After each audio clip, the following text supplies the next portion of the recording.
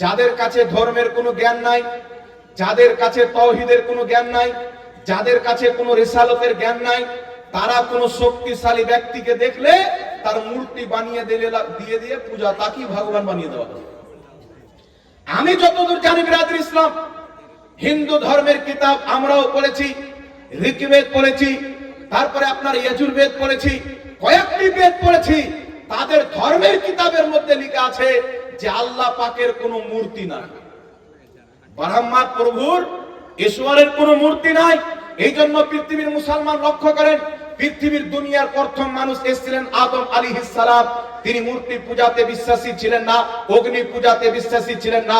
হযরতে আদম আলাইহিস সালাম এক আল্লাহর পূজারী ছিলেন, যিনি তিনাকে বানিয়েছিলেন। জোরে বল সুবহানাল্লাহ।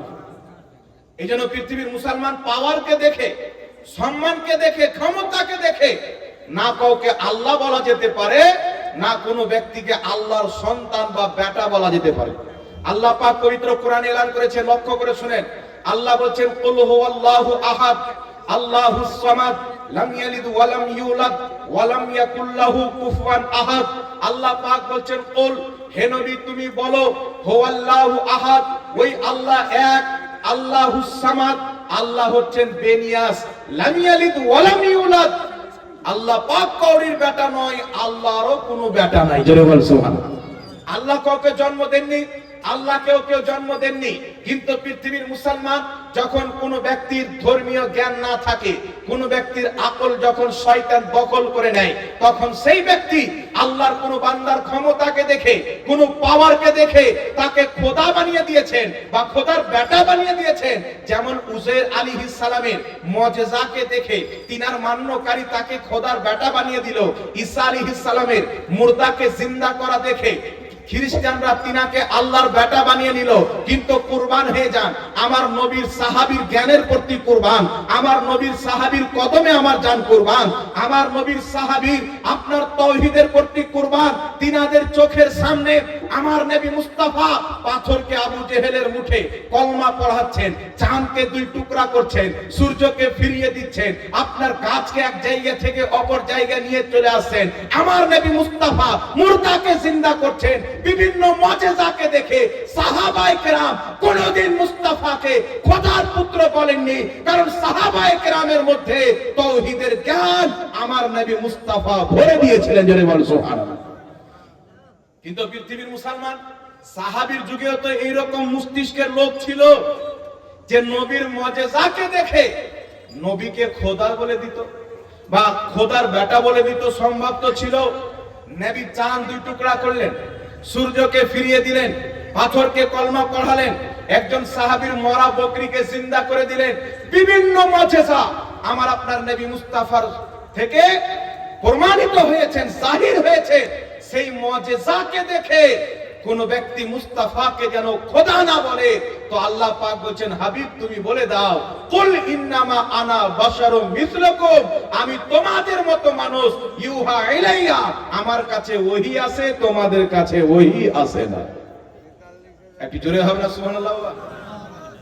আল্লাহ পাক কি বলতে বলেন, হাবিব তোমাকে এত ক্ষমতা দিয়েছি, এত মুজিজা দিয়েছি, সাহাবীরা তো তোমাকে খোদা বলবে না, তাদের কাছে তাওহীদের জ্ঞান রয়েছে। তবে যারা মূর্খ, যাদের বাপ দাদা 14 গোষ্ঠী মূর্তি পূজা করেছে, পাথরের পূজা করেছে, চন্দ্র পূজা করেছে, তারা যেন তোমাকে খোদা না মনে করে, তুমি তাদেরকে লক্ষ্য করে বলে দাও, আমি তোমাদের মতো মানুষ, যেমন আমি আল্লাহর বান্দা, তোমরা যেমন আল্লাহর সৃষ্টি, আমিও যেমন আল্লাহর সৃষ্টি বান্দা, আমাকে খোদা মনে করিও না। তো আমার নবী মুস্তাফাকে আল্লাহ এটা বলিয়েছিলেন কেন?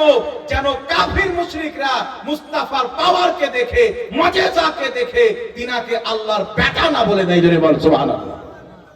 এই জন্য পৃথিবীর মুসলমান, কিন্তু দুর্ভাগ্যের বিষয় হচ্ছে যে বর্তমানে কিছু মুসলমান যে আয়াত কাফিরকে লক্ষ্য করে অবতীর্ণ হয়েছে, সেই আয়াতকে নিয়ে এখন কিছু মুসলমান বলছে নবী আমাদের মতো। আছে না নাই বাবা? একটা एग्जांपल আপনাকে দিয়ে একটু লক্ষ্য করে শুনেন। আমার নবীর চাইতে বেশি কোরআন পৃথিবীতে কেউ বুঝতে পারে না। কেউ আপনার মাকতাবে গিয়ে কোরআন পড়েছেন, কেউ মাদ্রাসাতে গিয়ে পড়েছেন, কেউ কাউরির বাড়িতে গিয়ে পড়েছেন, কেউ কোনো মুর্শিদের খানকাতে গিয়ে পড়েছেন। প্রত্যেক ব্যক্তি দুনিয়ার কোন না কোন শিক্ষকের কাজ কোরআন পাক শিখেছেন, কিন্তু আমার নবী মুস্তাফা পৃথিবীর কোন শিক্ষকের কাছ শিখেননি। আমার আল্লাহ কোরআন পাকে বলছেন আর রহমান আল্লামাল কোরআন, আল্লাহ বলছেন আমি রহমান, আমি নিজেই আমার মুস্তাফাকে কোরআন পড়িয়েছি। বলেন সুবহানাল্লাহ। তো নবীকে কোরআন কে শিখিয়েছেন? আল্লাহ। আর আল্লাহ তাবারাক ওয়া তাআলা নিজের রাসূলের সম্মানকে বাঁচিয়ে রাখতে চাই কিভাবে দেখেন। একটা কথা বলছি বাবা, কোরআন পাক কেন এসেছে? মানুষের শিক্ষার জন্য। কথা বলে মানুষকে আল্লাহ মেসেজ দিয়েছেন, এটা আলাদা ব্যাপার যে মোবাইলের মেসেজ আমরা 36 বার চেক করি, আল্লাহর কোরআন একবারও খুলি না। এটা আমাদের দুর্ভাগ্য। বড় বড় বিজ্ঞান আল্লাহর কোরআনকে পড়ে নতুন নতুন রিসার্চ করেছে, আবিষ্কার করেছে, নবীর হাদিসকে পড়ে আবিষ্কার করেছে। আমেরিকার মাটিতে একজন বিজ্ঞান রিসার্চ করলো, কোন ব্যক্তি যদি 16 থেকে 18 ঘন্টা না খেয়ে থাকে সেই ব্যক্তিকে কোনোদিন ক্যান্সারের রোগ হবে না, কারণ তার পেটে যত নোংরা থাকে সব ক্লিয়ার হয়ে যায়। কিন্তু আমার নবী মুস্তাফা আজ থেকে 1450 বছর পূর্বে মুসলমানের প্রতি রোজাকে ফরজ করেছেন। এই পৃথিবীর মুসলমান এই ফর্মুলা ওই বিজ্ঞান যে বের করেছে আমার নবী মুস্তাফার দেওয়া রোজা থেকে বের করেছে। কথা বুঝতে পারছেন বাবা? শত শত জিনিস আছে, যদি ইসলাম আর বিজ্ঞানকে বয়ান করতে যাওয়া হয় তাহলে রাত্রি কেটে যাবে। হাজারো জিনিস তারা আমার নবী থেকে নিয়েছে, হাজারো জিনিস তারা কোরআন থেকে নিয়েছে। একটা কথা বলে দিই, ডক্টর মরিস লন্ডনে রিসার্চ করতো, একদিন ফিরৌনের লাশকে নিয়ে রিসার্চ করতে আরম্ভ করলো। চিন্তা করলো হাজারো বছর পূর্বে একটা লাশ পাওয়া গেছে, আর এই লাশ এতদিন পর্যন্ত কি করে সহি সালামত আছে? একে পানিতেও খাই না, একে আগুনেও জ্বালাই না, একে মাটিতেও খাই না। রিসার্চ করতে আরম্ভ করলেন। কেউ তিনাকে বললেন শোনো, এই লাশের ব্যাপারে যদি জানতে চাও খোদার কোরআনকে পাঠ করতে হবে। তিনি সঙ্গে সঙ্গে ফ্লাইট ধরে মিশরের মাটিতে চলে গেলেন। জামে আজহারের আলিম সহ বড় বড় উলামায়ে কেরামকে ডেকে ওই উলামায়ে কেরাম কোরআন খুলে দেখালেন যে দেখো, যখন কোনো টেকনোলজি ছিল না, যখন সোশ্যাল মিডিয়া ছিল না, যখন কোনো অস্ত্র ছিল না, আজ থেকে 1450 বছর পূর্বে খোদার কোরআন এলান করে দিয়েছেন যে আমি ফিরৌনের লাশকে সালামত রেখে দিব মানুষের ইবরাত হাসিল করার জন্য। তো কোরআন পাক এলান করে দিয়েছেন, কেমন ভাবে ডুবলো, কি জন্য আল্লাহ রেখেছেন? ওই ডক্টর মরিস সঙ্গে সঙ্গে কোরআন পাকের আয়াত দেখে কালেমা পাঠ করে মুসলমান হয়েছে। বলেন সুবহানাল্লাহ। কিন্তু এটা আমাদের কপালের দুঃখ বলেন, আর শয়তান আমাদের প্রতি দখলতা করেছেন বলেন যে আমরা কোরআন পাকে খোদার মেসেজ পড়ি না। পড়ার দরকার আছে কি নাই বাবা, জোরে বলেন? আছে না? দুনিয়ার সম্পদের জন্য বাবার দলিল 80 বছর পূর্বে, 150 বছর পূর্বে এক জায়গাতে জমি ঝামেলা হয়েছিল। প্রায় 120 বছর থেকে তাদের খানদানের জমি ভাগ হয়নি। তো আমরা কয়েকজন মুফতি মিলে গিয়ে সবাইকে বসে পুরো কাহিনী কিসসা শুনে তাদের সমাধান করে এসেছিলাম বাবা। তো তারা দলিল উঠাতেই বলেছেন আমাদেরকে 5 বছর টাইম লেগেছে দলিল খুঁজতে, কার জমিন কোনটা থেকে কোথায় থেকে কিভাবে আসলো। তো বাবার জমির যদি কথা আসে তো 5 বছর মেহনত পরিশ্রম করে দলিল খুঁজি, লাখ টাকা খরচ করে, কিন্তু খোদার জান্নাত পাওয়ার গেনে একবার কোরআন পাকের একটা পাতা পর্যন্ত আমরা পড়তে পারি না। এই কোরআন পাককে পড়ে দেখেন, আমি গ্যারান্টি দিয়ে বলছি মুসলমান কোন ব্যক্তি যদি সকাল সন্ধ্যা মাত্র 1 পৃষ্ঠা করে কোরআন পাক তেলাওয়াত করে সেই ব্যক্তির মৃত্যু হবে ভালো দিনে আর ভালোভাবে মৃত্যু হবে। তার মৃত্যুকে আল্লাহ আসান করে দিবে, সহজ করে দিবে। চোখে দেখা কথা বাবা, চোখে দেখা কথা বলছি। কত লোককে দেখলাম তার আমল দেখতাম, নামাজ তো পড়তো, কিন্তু প্রত্যেকদিন সকালবেলা না হলেও 5 লাইন বা 7 লাইন কোরআন তেলাওয়াত করতো। কাউকে দেখলাম রমজান মাসে রোজার অবস্থায় মারা গেল, কাউকে দেখলাম আমার নিজের বড় আব্বা জুমার দিনে মসজিদে সাজদা অবস্থায় মারা গেল, ও সকালে কোরআন তেলাওয়াত। শত শত জিনিস দেখেছি। আর আমার নবী মুস্তাফা বলছেন কোন ব্যক্তি যদি সূরা মুলুক বেশি করে তেলাওয়াত করে তো আল্লাহ পাক তার কবর আযাব পর্যন্ত ক্ষমা করে দেয়। আর জোরে হবে না সুবহানাল্লাহ? কিন্তু বলেন তো বাবা, আমরা কটা লোক কোরআন পাককে খুলি? কটা লোক জানি? যদি জিজ্ঞাসা করা হয় এ মুসলমান, তোমাদের আল্লাহ, তোমাদের স্রষ্টা যিনি তোমাকে চোখ দিয়েছেন, জবান দিয়েছেন, কান দিয়েছেন, তোমার সেই খোদা এত কিছু দিয়ে তোমাকে পাঠিয়েছেন, তো তোমাকে যে মেসেজ খোদা দিয়েছে ওই মেসেজটা ওই কিতাবের মধ্যে কটা সূরা আছে, কটা আয়াত আছে? একটা সূরা কি তোমার মুখস্থ আছে? দুর্ভাগ্যের বিষয় যে মুসলমানের বাচ্চা 1000টার মধ্যে 900টা লোক কোরআন পাকের একটা সূরা জানে না মুসলমান। এটা দুর্ভাগ্যের বিষয়। আজ সারা পৃথিবীর মাটিতে যেখানে দেখেন মুসলমানের প্রতি অত্যাচার, মুসলমানের প্রতি জুলুম, আল্লাহ বলছেন তোমাদের প্রতি যে আযাব আছে এটা তোমাদের ইনকাম করা আযাব। তুমি যখন খোদাকে ভুলে যাবে, নবীর সুন্নাতকে ভুলে যাবে, দ্বীনকে ভুলে যাবে, হক বাতিলকে মিশিয়ে দিবে, ওই সময়তে আল্লাহ পাক তোমাদের প্রতি জালিম বাদশা নিক্ষেপ করে দিবে। বিভিন্ন রকমের আযাব আসবে, আল্লাহ রহমতের হাত তোমাদের উপর থেকে টেনে নিবে, তারপর তোমাদের আর আল্লাহ সাহায্য করবে না।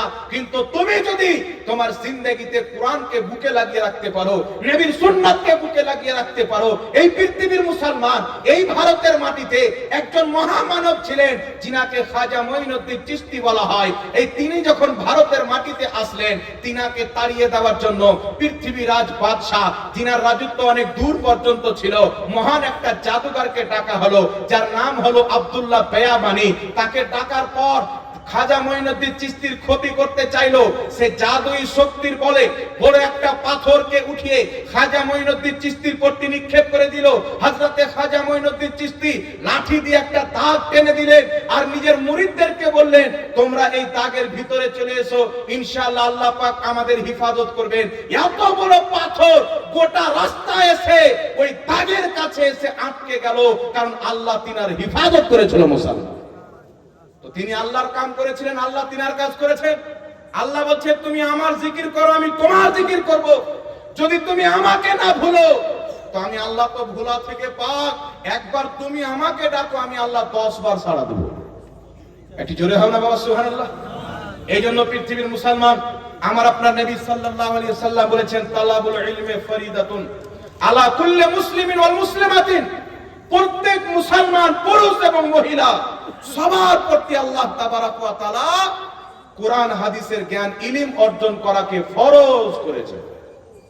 ফরজ করেছেন কেন? এই জ্ঞান যদি আপনার কাছে থাকে, আল্লাহ ছাড়া কাউকে মাবুদ মনে করবেন না, নবীর কোনোদিন বেয়াদবি করবেন না, ওলিদেরকে কোনোদিন গালি দিবেন না, গুনার কাজের দিকে ধাবিত হবেন না। এই জ্ঞান আছে যে মানুষকে অন্ধকার থেকে আলোর পথে নিয়ে যায়, আলোর পথে নিয়ে যায়। আপনাদের বাংলা ভাষাতে বলে শিক্ষা হলো জাতির মেরুদণ্ড। ঠিক না ঠিক বলছি বাবা? একটু জোরে বলেন। আজ দুনিয়ার মাটিতে কত পার্সেন্ট ইহুদি বাবা? কত পার্সেন্ট? চেরাক দিয়ে খুঁজেন তো 1 কোটি বুঝবে না। আর মুসলমান আরবো খারবো মুসলমান। কিন্তু আজ আমি যে মাইকে বক্তব্য দিচ্ছি, এই মাইকটাও ইহুদিদের আবিষ্কার করা মাইক। যে মোবাইলের ক্যামেরা হচ্ছে, এই মোবাইলটাও হলো ইহুদিদের আবিষ্কার করা। যে বক্স আছে, এই বক্সও ইহুদিদের আবিষ্কার করা। কারণ তারা সংখ্যায় কম কিন্তু বিদ্যাতে বেশি। ওদের প্রত্যেকটা 20 জন ব্যক্তির মধ্যে একজনকে আপনি সায়েন্টিফিক পাবেন, বিজ্ঞান পাবেন। এখন তো আরো উন্নতি করেছে। কিন্তু আমাদের মুসলমানের কি অবস্থা হয়েছে বাবা? আমরা ধর্মীয় শিক্ষা থেকে দূর আর দুনিয়াবী শিক্ষা থেকেও দূর। আর ভারতবর্ষের মাটিতে একটা সংগঠন আছে যার নাম হলো আরএসএস। এই সংগঠন নিজের কোটি কোটি যুবকদেরকে, লক্ষ লক্ষ যুবকদেরকে গোটা ভারতে ছেড়ে রেখেছে। স্কুলে, কলেজে, মাঠে, ময়দানে তাদেরকে পাওয়ার দেওয়া হয়েছে যে মুসলিম মহিলাদেরকে নিজের প্রেমের জালে ফাঁসিয়ে তাদেরকে 3-4 বছর ইউজ করে এমন ভাবে ছেড়ে দাও যেন ও বেঁচেই না থাকতে পারে। কত হাজার মুসলিম মহিলাদেরকে জীবন নষ্ট করেছেন। 2টা বাচ্চা হওয়ার পর তাকে তালাক দিয়ে দেওয়া হয়েছে, কাউকে বস্তায় ভরে কেটে মাটিতে দাফন করে দেওয়া হয়েছে, কাউকে সমুদ্রতে ফেলে দেওয়া হয়েছে। এর কারণ কি? পৃথিবীর মুসলমান আমাদের ঘরের মেয়ে আর ওই মুশরিকের সাথে চলে যাচ্ছে, মুশরিকের জালে ফেসে যাচ্ছে। আর সবচাইতে প্রধান কারণ হচ্ছে আমরা আল্লাহর কোরআন থেকে অজ্ঞ হয়ে আছি, নবীর দ্বীন থেকে অজ্ঞ হয়ে আছি। যদি কোনো মা বোনদের কলিজাতে মুস্তাফার দ্বীনের আলো চলে যায়, ইলমে দ্বীন চলে যায়, খোদার ইজ্জতের কসম খেয়ে বলি, জীবন তো দিতে পারে, কোন মূর্তি পূজকের হাতে নিজের হাত দিতে পারে না। আর মুসলমান যে ব্যক্তি আল্লাহ ছাড়া অন্য করের পূজা করে, তার সাথে মুসলমানের বিয়ে হবে? জোরে বলেন, বিয়ে হবে? আল্লাহ কোরআন পাকে বলছেন কোন মুশরিকার সাথে মুসলমানের বিয়ে হবে না, কোন মুরতাদের সাথে মুসলমানের বিয়ে হবে না, কোন কাফেরার সাথে মুসলমানের বিয়ে হবে না। তো এই শিক্ষা যদি আমরা আমাদের মেয়েকে না দিই বাবা, ভবিষ্যৎ খারাপ আছে কি নাই?